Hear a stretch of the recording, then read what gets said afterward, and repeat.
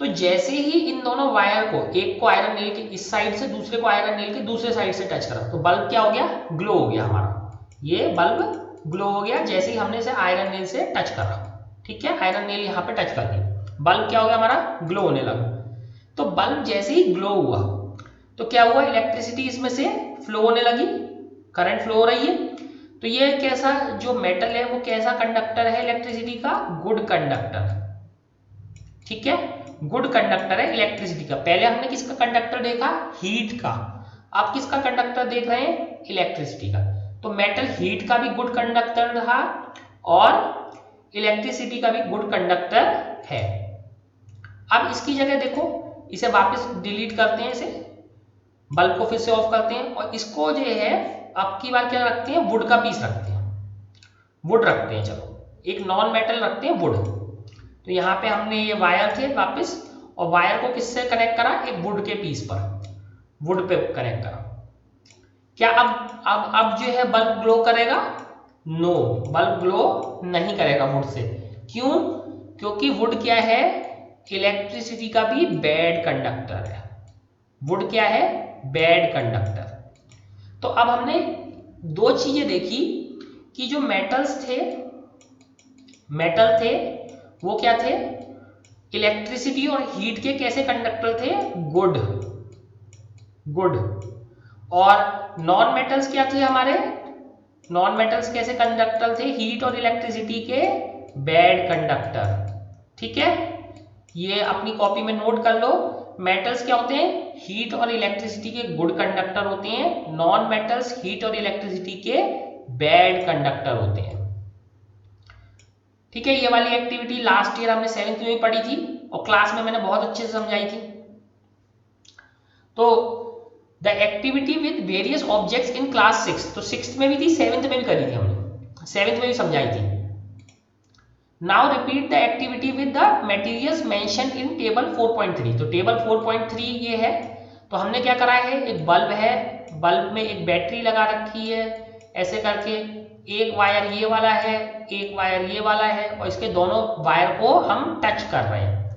ठीक है, now repeat the activity with materials mention in table 4.3, observe and group these materials into good conductors and poor conductors, poor या bad conductors. तो इसे करते हैं। ठीक है, आयरन रॉड या आयरन नेल टच करेंगे तो बल्ब क्या होगा हमारा, जल जाएगा। तो इसमें बल्ब कैसा होगा, बल्ब ग्लो हो जाएगा। ठीक है, तो ये कैसा कंडक्टर है, गुड, गुड कंडक्टर। ठीक है, सल्फर, सल्फर से ग्लो नहीं होगा, कैसा कंडक्टर है, पुअर। ठीक है, कोल पीस ग्लो नहीं होगा, कैसा कंडक्टर है, पुअर। ठीक है, कॉपर वायर, कॉपर वायर तो वायर है ही है, क्या होगा, ग्लो हो जाएगा, ग्लो हो जाएगा बल्ब, और कैसा कंडक्टर है, गुड।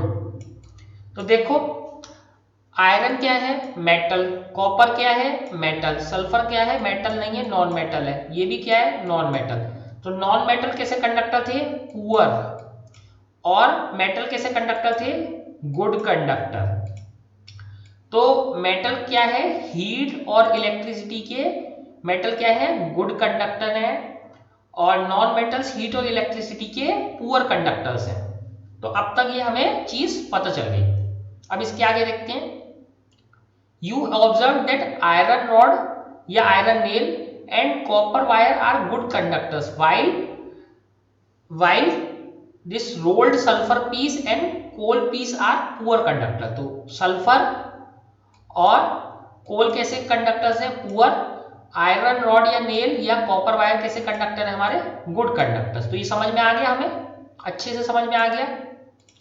सेम चीज हीट में भी थी, हीट में भी हमने देखा था, जो वुड थी या प्लास्टिक थी उससे कंडक्शन हीट का नहीं हो रहा था।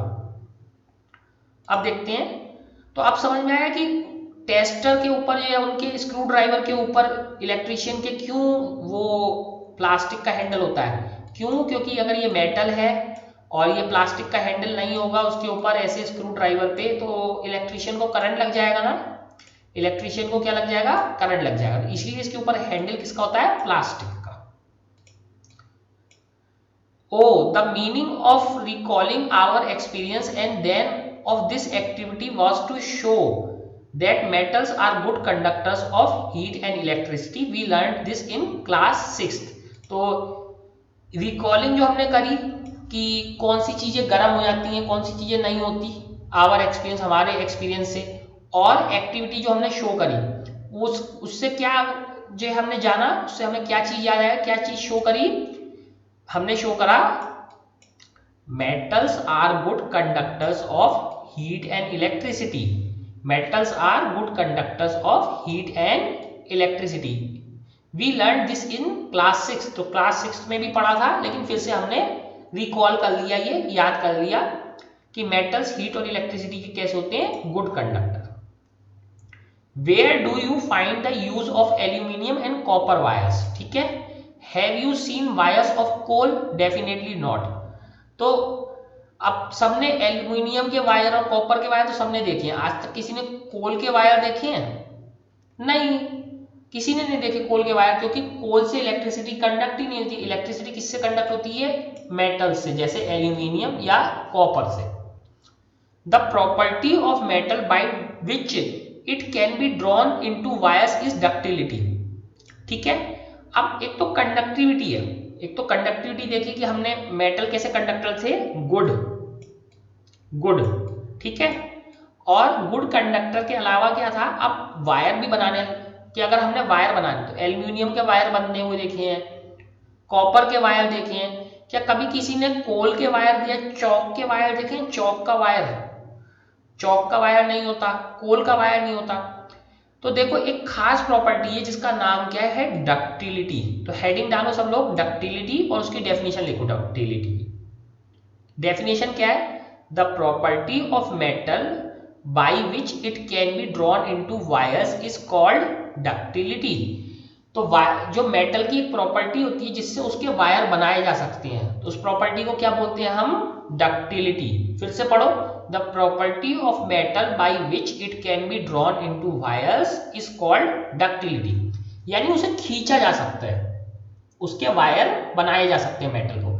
तो अगर मेटल का पीस लेंगे हम ये वाला, और इसको अगर हम खींचे तो ये वायर की तरह बन जाएगा, ऐसे करके वायर बन गया. ठीक है. लेकिन अगर चौक का पीस है और चौक के पीस को खींचोगे तो क्या हो जाएगा, ये दो टुकड़ों में टूट जाएगा. तो चौक का वायर बन सकता है? नहीं. कोल का वायर बन सकता है? नहीं. मेटल का वायर बन सकता है जैसे कॉपर या एल्यूमिनियम का? यस. तो ये प्रॉपर्टी जिसकी वजह से इसके वायर बनते हैं उसको क्या बोलते हैं हम? डक्टिलिटी. डक्टिलिटी समझ में आई मेटल की? तो अभी तक हमारी 3 प्रॉपर्टी हो चुकी है मेटल की. पहली मैलिएबिलिटी, दूसरा good conductor of heat and electricity, third property ductility. Have you ever noticed the difference in sound on dropping an iron sheet या iron sheet or plate, a metal coin and a piece of coal on the floor? If not, you can try it now. तो इसके अलावा देखो, जब भी कुछ metal की चीज गिरती है, जैसे प्लेट गिर गई या कॉइन गिर गया, ठीक है, मेटल की चीज है. प्लेट या कॉइन क्या होते हैं? मेटल के. या कोल का पीस, कोल छोड़ दो, कोल की जगह वुड ले लो. वुड सबको पता है. तो वुड गिरने पे और मेटल की कुछ चीज गिरने में आवाज में डिफरेंस आता है ना. जैसे वुड की कोई चीज गिर जाए, लकड़ी गिर जाए, या मेटल का कॉइन या प्लेट गिर जाए, तो इनकी आवाज में क्या आता है? डिफरेंस आता है ना. Do you note any difference in the sound produce? Yes. Coin की आवाज बिल्कुल अलग होती है और वुड की आवाज बिल्कुल अलग होती है. कोल की जगह हम लेते हैं वुड, क्योंकि हमें कोल लगभग सबके घरों में नहीं होता, लेकिन वुड जो है लगभग सबने देखी है. कोल भी वैसे सबने देखा है, बट सबके घरों में हर वक्त नहीं होता, और होता भी है तो गिरा के नहीं देखते हम. तो बट वुड तो ऐसी चीज है कि होती है और गिर जाती है हम सबसे. तो वुड और, तो हमने इस वाली एक्टिविटी में क्या देख रहे हैं कि जो मेटल की चीज है, चाहे कॉइन हो चाहे प्लेट हो, उसकी साउंड क्या होती है? अलग होती है कोल या वुड से. तो दोनों की साउंड में क्या है? डिफरेंस.